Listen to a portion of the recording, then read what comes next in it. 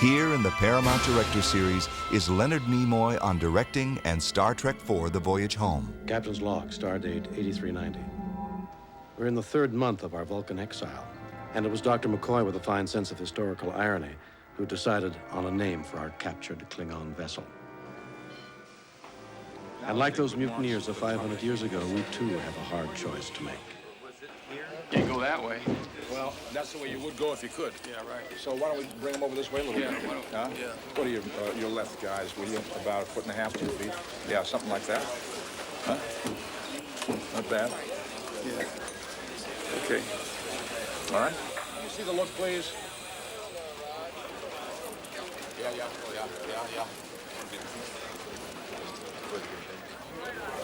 Okay, now the question is, if we're tracking here with Bill, Bill, let me see you do the walk and talk, please. Hold it real quiet, Doug, please. Yeah. All right, quiet for rehearsal, please, guys. Put it down now. And action. Thank you all.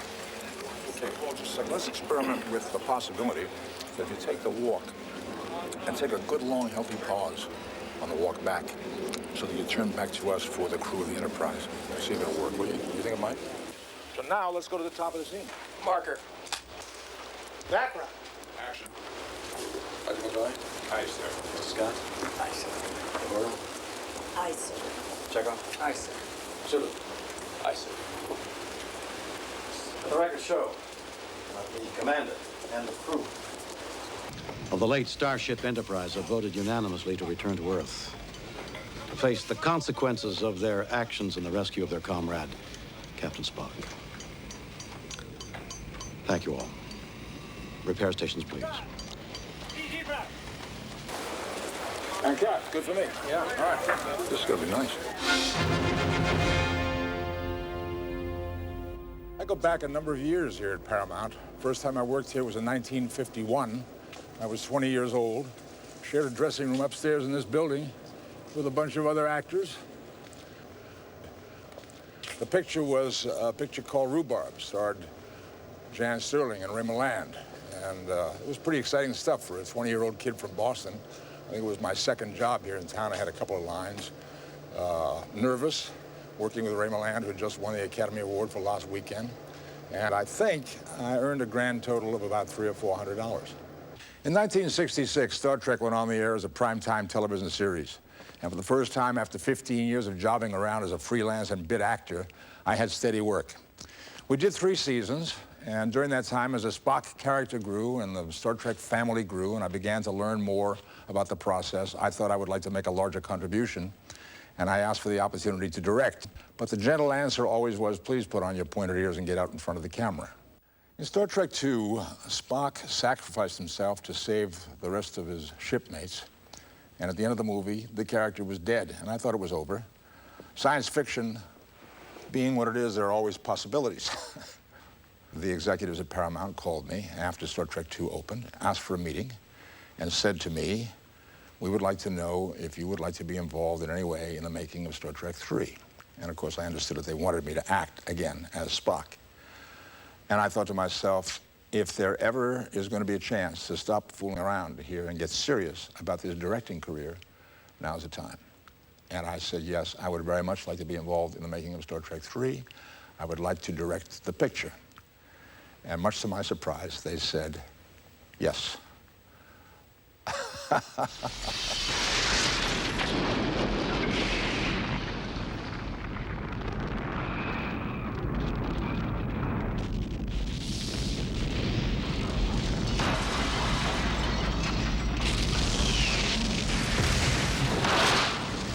It's a very complicated art form, probably the most complex there is. And the more difficult it gets, the more challenging it gets, the more I come to realize that there's only one way to do it, and that's to surround yourself, as I've been fortunate enough to do, with some extremely talented people. You get the right people, it all comes out just fine.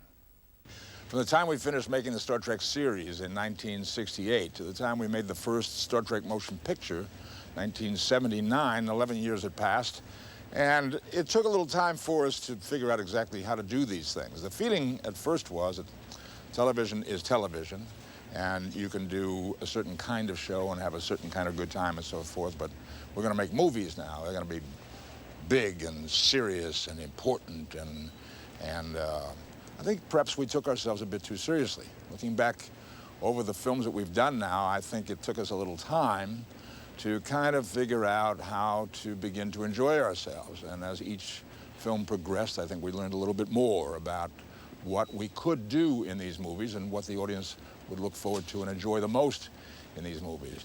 The first one that I directed, Star Trek III, was sizable in its passion.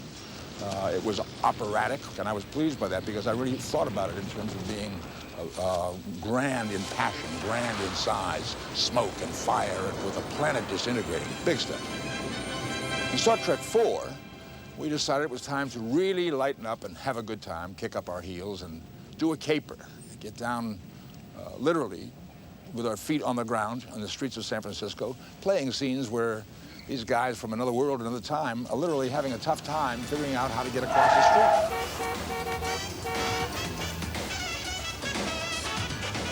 Preparing Star Trek IV, it became obvious that we needed control of a large body of water where we could have large special effects sections of whales coming along the surface of the water and diving down into the water and disappearing. And also there was going to be a very large storm sequence when the bird of prey, the Klingon ship, lands in San Francisco Bay. And our special effects people did some research around town because years ago in Hollywood, most of the major studios had what they called a tank, a very large, oversized swimming pool was what it was, which they could do surface work and underwater photography work. And the tanks had either been closed up because they were no longer being used, or the ones that were still available were inadequate to our purposes for one reason or another. So we were kind of stymied for a while, until one day we were walking around out here in what is now a parking lot here at Paramount, and standing in front of this large blue screen, which was used as a background for some exterior scenes, and our special effects people noticed some seams in the ground around here and went back to the original plans for the building of this studio and discovered that the ground that I'm standing on is actually filled in and was a water tank about 15 feet deep years ago. And they used to use it for surface water battles and water scenes and underwater scenes and that sort of thing. And we discovered that we could do an excavation right here on the Paramount lot. And what grew out of that was a show, the kind of which Hollywood hasn't seen in a long time.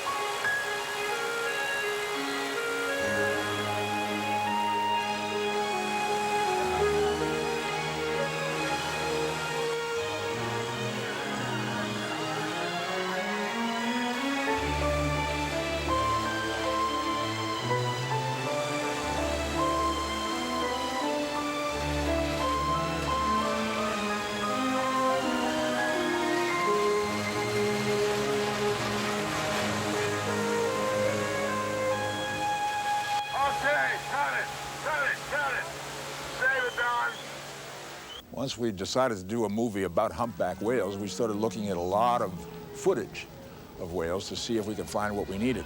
And we talked to a lot of underwater photographers, researchers, people who do that kind of work, who get in the water with whales, if possible, and get footage of them. We looked at their work, and it became pretty obvious we were going to have to create our own, because you just cannot get the kind of footage we needed with an actual humpback. They're too shy. They won't get that close to the camera, and they usually won't let the camera get that close to them, let alone human contact with the whales in the water. We needed that as well. So we hired some very, very talented special effects people. We laid out a sequence of the designs of the types of shots we needed and put them to work to create the footage. Now, in Star Trek IV, about 95% of the footage of humpback whales that you will see is man-made. There are only a couple of shots that are actually humpback whales. I think the work is brilliant. It is of two kinds. There are a couple of very large pieces of what we call mock-up, large sections that look like pieces of a humpback whale, the head, the tail end of it, and so forth. And then there are two radio-controlled miniatures. They're about 5 feet long, and they are controlled from outside the tank by men standing at a window looking into the tank and controlling these things with their little radio control transmitters. I think the work is amazing, and I think it has been overlooked because most people looking at this movie, including myself now, forget that, that this footage is not actual humpback whale footage. It is man-made. It looks so real. I think that these people deserve a lot of credit.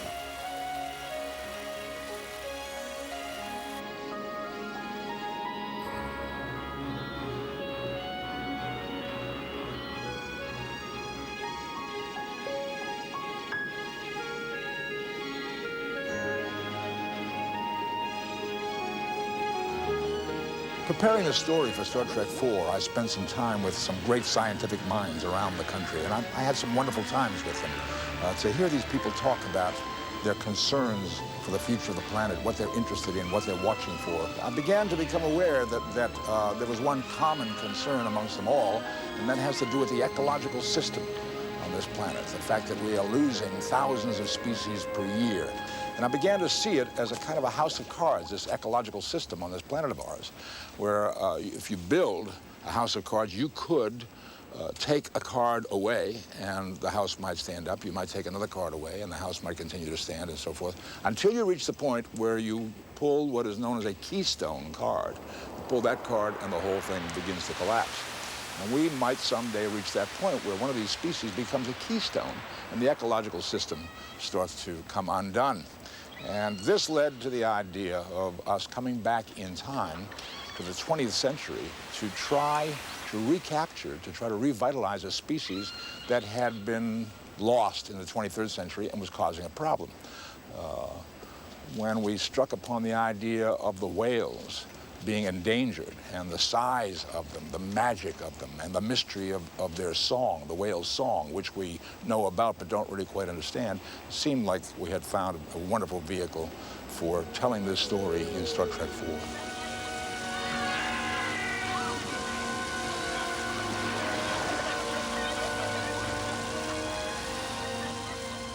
When you watch a movie on your television screen, you're not necessarily seeing it the way it was originally intended. If, for example, it was shot for the widescreen, that film has to be readjusted in some way to fit the specific shape of the video tube that you're looking at.